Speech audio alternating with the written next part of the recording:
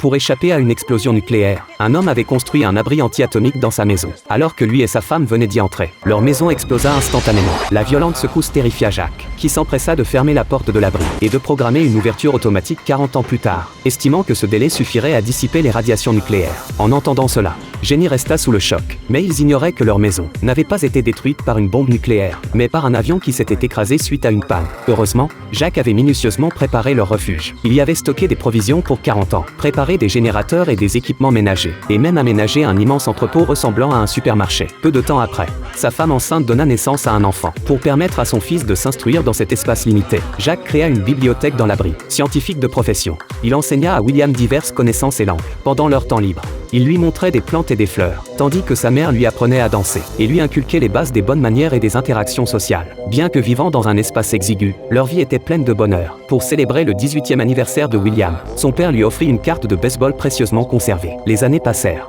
et William atteignit ses 40 ans. Le temps avait laissé ses marques sur le visage de ses parents. Mais ce soir-là, un bruit soudain rompit leur tranquillité. Ils se levèrent en hâte et allèrent vérifier près de la porte. Le compte à rebours programmé par Jacques venait de se terminer. Ravis, ils furent pris d'un enthousiasme mêlé d'impatience. Malgré les 40 années écoulées, Jacques craignait toujours que les radiations nucléaires ne soient pas totalement dissipées. Il décida donc de sortir seul pour vérifier la situation. Vêtu d'une combinaison de protection, il s'aventura à l'extérieur et découvrit un monde totalement méconnaissable. Avançant avec prudence, il croisa des sans-abri fouillant des poubelles pour se nourrir, et même des hommes déguisés en femmes qui tentaient de l'aborder. Terrifié, Jacques retourna précipitamment à l'abri, et raconta à sa famille ce qu'il avait vu. Jenny, en entendant cela, commença à paniquer. Jacques était convaincu que les radiations avaient rendu les gens étranges, et il proposa de refermer à nouveau la porte blindée de l'abri. Mais Jenny n'était pas d'accord avec lui. Elle ne supportait plus cette vie sombre et confinée, et souhaitait que son fils puisse découvrir le monde extérieur. Alors que le couple se disputait, Jacques fut soudain victime d'une crise cardiaque. Voyant son mari en danger, Jenny donna toutes leurs économies à William, le suppliant de se rendre à l'hôpital pour acheter des médicaments, ainsi que des produits de première nécessité, car leurs réserves étaient presque épuisées. Avant de partir,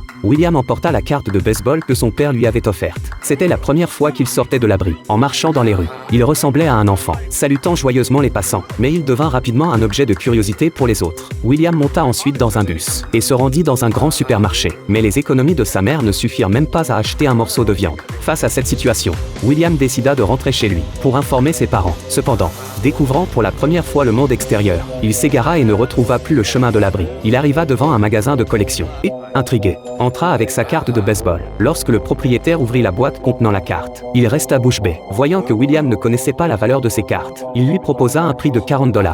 William, ravi, accepta presque immédiatement. Mais un employé, choqué par l'attitude du propriétaire, prit une des cartes et expliqua à William que chacune valait au moins 10 000 $.